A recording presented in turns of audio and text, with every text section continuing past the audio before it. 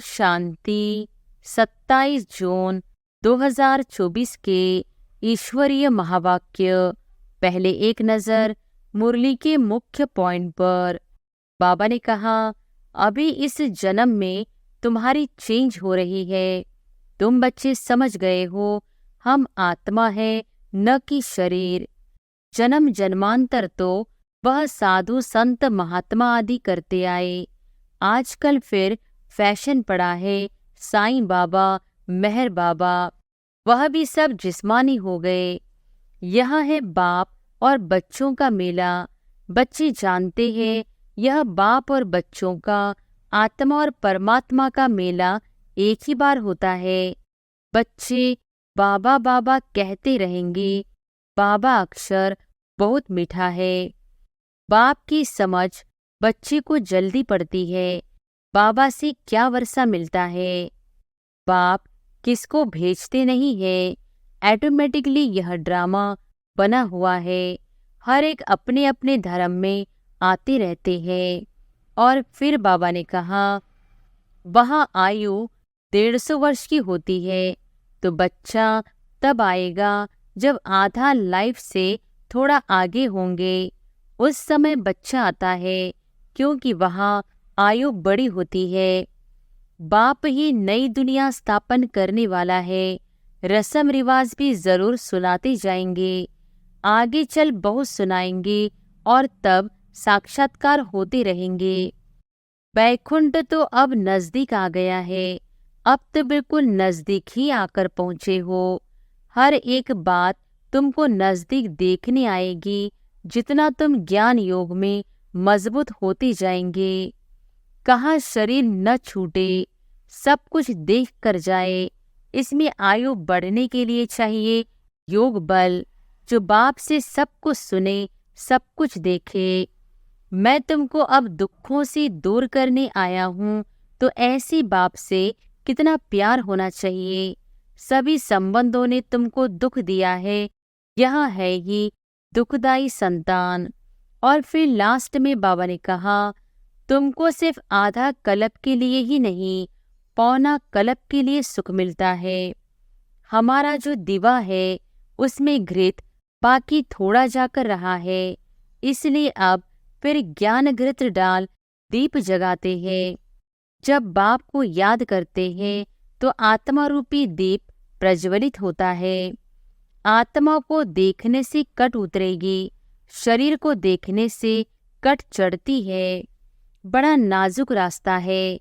यह होते होते पिछाड़ी में कर्मातीत अवस्था को पाते हैं। मनुष्य कहते हैं हम शिव के भक्त हैं। अच्छा, शिव को क्या समझते हो? अभी तुम समझते हो शिव बाबा सब आत्माओं का बाप है, इसलिए उनकी पूजा करते हैं। और अब सुनते हैं महावाक्यों को विस्तार से। मुरली का सार। मीठे बच्चे, तुम्हें शरीर से अलग होकर बाप के पास जाना है। तुम शरीर को साथ नहीं ले जाएंगे, इसलिए शरीर को भूल आत्मा को देखो। प्रश्न है, तुम बच्चे अपनी आयु को योग बल से बढ़ाने का पुरुषार्थ क्यों करते हो? उत्तर है, क्योंकि तुम्हारी दिल होती है कि हम बाप द्वारा सब कुछ इस जन्म में जान जाए, बाप द्वारा सब कुछ सुन ले। इसलिए तुम योग बल से अपनी आयु को बढ़ाने का पुरुषार्थ करते हो। अभी ही तुम्हें बाप से प्यार मिलता है। ऐसा प्यार फिर सारे कल्प में नहीं मिल सकता। बाकी जो शरीर छोड़कर चले गए उनके लिए कहेंगे ड्रामा, उनका इतना ही पाठ था। ओम शांति। बच्चे जन्म जन्मांतर और सत्संगों में गए हैं और यहाँ भी आए हैं। वास्तव में इसको भी सत्संग कहा जाता है। सत का संग तारे। बच्चों के दिल में आता है, हम पहले भक्ति मार्ग के सत्संगों में जाते थे और अभी यहाँ बैठे हैं। रात दिन का फर्क भासता है। यहाँ पहले पहले तो बाप का प्यार मिलता है, फिर बाप को बच्चों का प्यार मिलता है। अभी इस जन्म में तुम्हारी चेंज हो रही है। तुम बच्चे समझ गए हो हम आत्मा है, न कि शरीर। शरीर नहीं कहेगा कि हमारी आत्मा, आत्मा कह सकती है हमारा शरीर। अब बच्चे समझते हैं जन्म जन्मांतर तो वह साधु संत महात्मा आदि करते आए। आजकल फिर फैशन पड़ा है साईं बाबा, मेहर बाबा, वह भी सब जिस्मानी हो गए। जिस्मानी प्यार में सुख तो होता ही नहीं है। अभी तुम बच्चों का है रूहानी प्यार, रात दिन का फर्क है। यहाँ तुमको समझ मिलती है, वहाँ तो बिल्कुल बेसमझ है। तुम अभी समझते हो। बाबा आकर के हमको पढ़ाते हैं, वह सबका बाप है।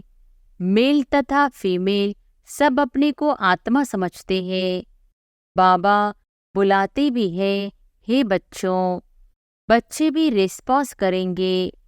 यह है बाप और बच्चों का मेला।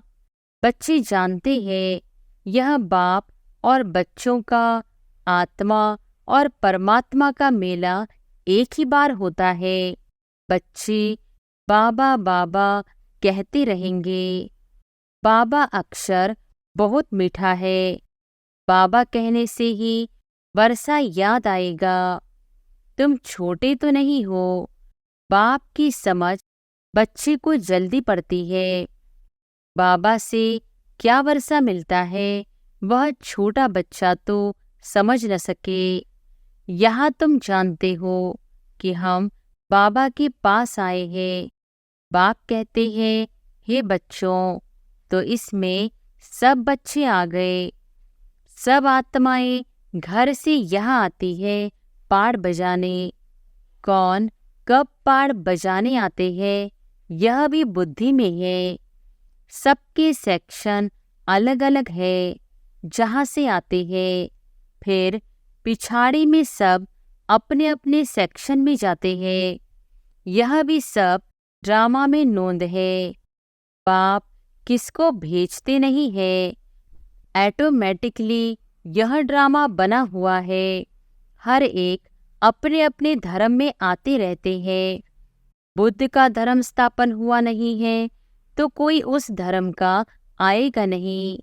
पहले पहले सूर्यवंशी चंद्रवंशी ही आते हैं। जो बाप से अच्छी रीति पढ़ते हैं वही नंबरवार सूर्यवंशी चंद्रवंशी में शरीर लेते हैं। वहाँ विकार की तो बात नहीं। योग बल से आत्मा आकर गर्भ में प्रवेश करती है। उससे समझेंगे कि मेरी आत्मा इस शरीर में जाकर प्रवेश करेगी। बूढ़े समझते हैं हमारी आत्मा योग बल से जाकर यह शरीर लेगी। मेरी आत्मा अब पुनर्जन्म लेती है। वह बाप भी समझते हैं हमारे पास बच्चा आया है। बच्चे की आत्मा आ रही है। जिसका साक्षात्कार होता है वह अपने लिए समझते हैं हम जाकर दूसरे शरीर में प्रवेश करते हैं। यह भी विचार उठते हैं ना, जरूर वहाँ का कायदा होगा। बच्चा किस आयु में आएगा, वहाँ तो सब रेगुलर चलता है ना। वह तो आगे चल महसूस होगा, सब मालूम पड़ेगा।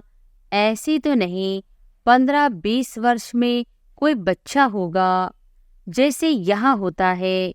नहीं, वहाँ आयु 150 वर्ष की होती है। तो बच्चा तब आएगा जब आधा लाइफ से थोड़ा आगे होंगे। उस समय बच्चा आता है क्योंकि वहाँ आयु बड़ी होती है। एक ही तो बच्चा आना होता है, फिर बच्ची भी आनी है। कायदा होगा, पहले बच्चे की फिर बच्ची की आत्मा आती है। विवेक कहता है पहले बच्चा आना चाहिए, पहले मेल पीछे फीमेल। 8-10 वर्ष देरी से आएंगे। आगे चल तुम बच्चों को सब साक्षात्कार होना है, कैसे वहाँ की रस्म रिवाज है।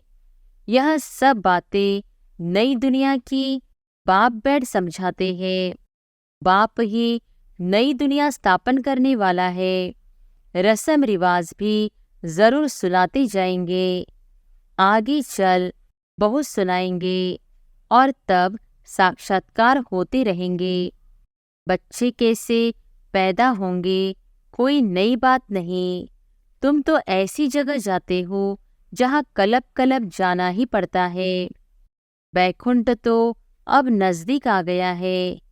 अब तो बिल्कुल नजदीक ही आकर पहुँचे हो।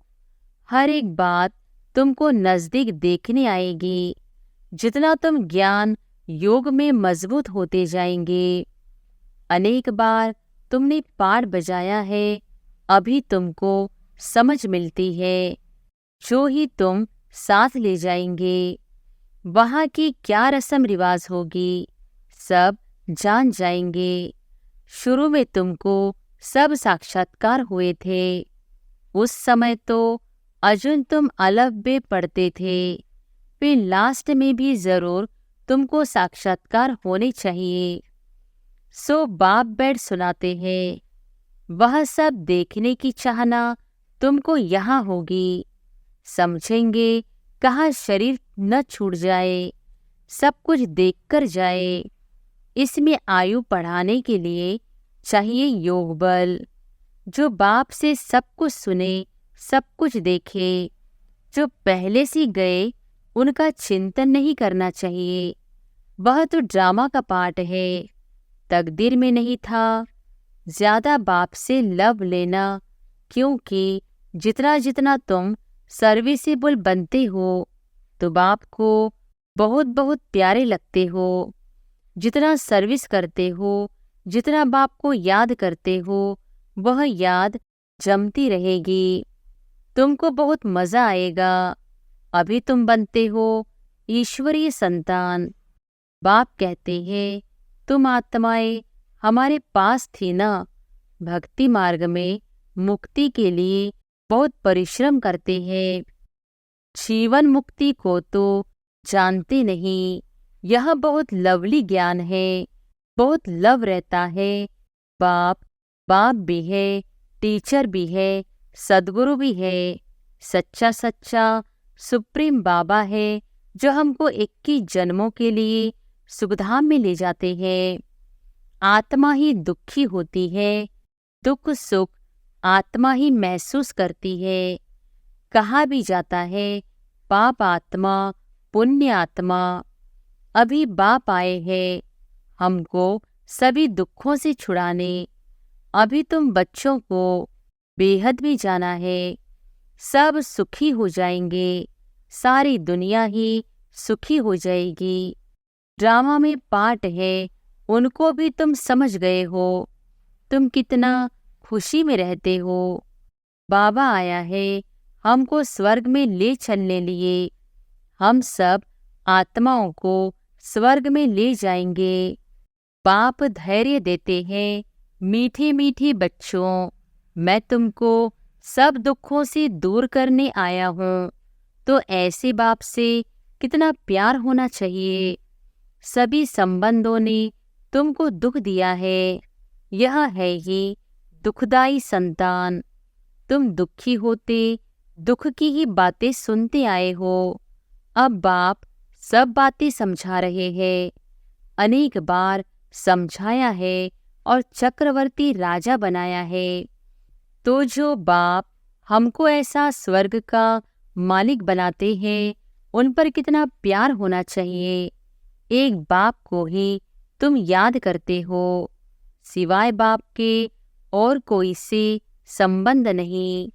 आत्मा को ही समझाया जाता है हम सुप्रीम बाप के बच्चे हैं। अब जैसे हमको रास्ता मिला है, फिर औरों को भी सुख का रास्ता बताना है। तुमको सिर्फ आधा कल्प के लिए ही नहीं, पौना कल्प के लिए सुख मिलता है। तुम पर भी कई कुर्बान जाते हैं, क्योंकि तुम बाप का संदेश बताकर सब दुख दूर कर देते हो। तुम समझते हो इन्हें भी, ब्रह्मा को भी यह नॉलेज सुप्रीम बाप से मिलती है। यह फिर हमको पैगाम देते हैं, हम फिर औरों को पैगाम देंगे। बाप का परिचय देते सब बच्चों को जगाते रहते हैं। अज्ञान नींद से भक्ति को अज्ञान कहा जाता है। ज्ञान और भक्ति अलग अलग है। ज्ञान सागर बाप अब तुम बच्चों को ज्ञान सिखला रहे हैं। तुम्हारे दिल में आता है, बाबा हर 5000 वर्ष बाद आकर हमें जगाते हैं। हमारा जो दिवा है उसमें घृत बाकी थोड़ा जाकर रहा है, इसलिए अब फिर ज्ञान घृत डाल दीप जगाते हैं। जब बाप को याद करते हैं तो आत्मा रूपी दीप प्रज्वलित होता है। आत्मा में जो कट चढ़ी हुई है वह उतरेगी बाप की याद से। इसमें ही माया की लड़ाई चलती है। माया घड़ी घड़ी भुला देती है और कट उतारने के बजाय चढ़ती जाती है, बल्कि जितना उतरी थी उससे भी जास्ती चढ़ जाती है। बाप कहते हैं, बच्चे मुझे याद करो तो कट उतर जाएगी। इसमें मेहनत है। शरीर की कशिश न हो, देही अभिमानी बनो। हम आत्मा है, बाबा के पास शरीर सहित तो जा नहीं सकेंगे। शरीर से अलग होकर ही जाना है। आत्मा को देखने से कट उतरेगी, शरीर को देखने से कट चढ़ती है। कभी चढ़ती कभी उतरती, यह चलता रहता है। कभी नीचे कभी ऊपर, बड़ा नाजुक रास्ता है। यह होते होते पिछाड़ी में कर्मातीत अवस्था को पाते हैं। मुख्य हर बात में आँखें ही धोखा देती है, इसलिए शरीर को न देखो। हमारी बुद्धि शांति धाम सुखधाम में लटकी हुई है और दैवी गुण भी धारण करने हैं। भोजन भी शुद्ध खाना है, देवताओं का पवित्र भोजन है। वैष्णव अक्षर विष्णु से निकला है। देवता कभी गंदी चीज थोड़े ही खाते होंगे। विष्णु का मंदिर है जिसको नर नारायण भी कहते हैं। अब लक्ष्मी नारायण तो साकारी ठहरे, उनको 4 भुजा होनी नहीं चाहिए, परंतु भक्ति मार्ग में उनको भी 4 भुजा दी है। इसको कहा जाता है बेहद का अज्ञान। समझते नहीं कि 4 भुजा वाला कोई मनुष्य तो हो नहीं सकता। सतयुग में 2 भुजा वाले होते हैं। ब्रह्मा को भी 2 भुजाएं हैं। ब्रह्मा की बेटी सरस्वती, उनको फिर मिलाकर 4 भुजा दी है। अब सरस्वती कोई ब्रह्मा की स्त्री नहीं है, यह तो प्रजापिता ब्रह्मा की बेटी है। जितने बच्चे एडॉप्ट होते जाते हैं उतनी इनकी भुजाएं बढ़ती जाती है। ब्रह्मा की ही 108 भुजाएं कहते हैं, विष्णु व शंकर की नहीं कहेंगे। ब्रह्मा की भुजाएं बहुत है। भक्ति मार्ग में तो कुछ समझ नहीं। बाप आकर बच्चों को समझाते हैं। तुम कहते हो बाबा ने आकर हमको समझदार बनाया है। मनुष्य कहते हैं हम शिव के भक्त हैं। अच्छा, तुम शिव को क्या समझते हो? अभी तुम समझते हो शिव बाबा सब आत्माओं का बाप है, इसलिए उनकी पूजा करते हैं। मुख्य बात, बाप कहते हैं मामी कम याद करो। तुमने बुलाया भी है, हे पतित पावन आकर हमको पावन बनाओ। सभी पुकारते ही रहते हैं, पतित पावन सीताराम। यह भी गाते रहते थे। बाबा को थोड़ी ही मालूम था कि बाप स्वयं आकर मेरे में प्रवेश करेंगे। कितना वंडर है, कभी ख्याल में भी नहीं था। पहले तो आश्चर्य खाते थे, यह क्या होता है, मैं किसको देखता हूँ तो बैठे बैठे उनको कशिश होती है। यह क्या होता है? शिव बाबा कशिश करते थे। सामने बैठो तो ध्यान में चले जाते थे। आश्चर्य में पड़ गए, यह क्या है? इन बातों को समझने के लिए फिर एकांत चाहिए। तब वैराग्य आने लगा। कहाँ जाऊं? अच्छा, बनारस जाता हूँ। यह उनकी कशिश थी। जो इसको भी कराते थे, इतनी बड़ी कारोबार सब छोड़कर गया। उन बिचारों को क्या पता कि बनारस में क्यों जाते हैं। फिर वहाँ बगीचे में जाकर ठहरा। वहाँ पेंसिल हाथ में उठाकर दीवारों पर चक्र बैठ निकालता था। बाबा क्या करते थे कुछ पता नहीं पड़ता था। रात को नींद आ जाती थी। समझता था कहाँ उड़ गया हूँ। फिर जैसे नीचे आ जाता था। कुछ पता नहीं क्या हो रहा है। शुरू में कितने साक्षात्कार होते थे। बच्चियां बैठे बैठे ध्यान में चली जाती थी। तुमने बहुत कुछ देखा है। तुम कहेंगे जो हमने देखा सो तुमने नहीं देखा। फिर पिछाड़ी में भी बाबा बहुत साक्षात्कार कराएंगे, क्योंकि नजदीक होते जाएंगे। अच्छा, मीठे मीठे सिकिलधे बच्चों प्रति माता पिता बाप दादा का याद प्यार और गुड मॉर्निंग। रूहानी बाप के रूहानी बच्चों को नमस्ते। धारणा के लिए मुख्य सार। पहली पॉइंट, बाप का संदेश सुनाकर सबके दुख दूर करने हैं। सबको सुख का रास्ता बताना है।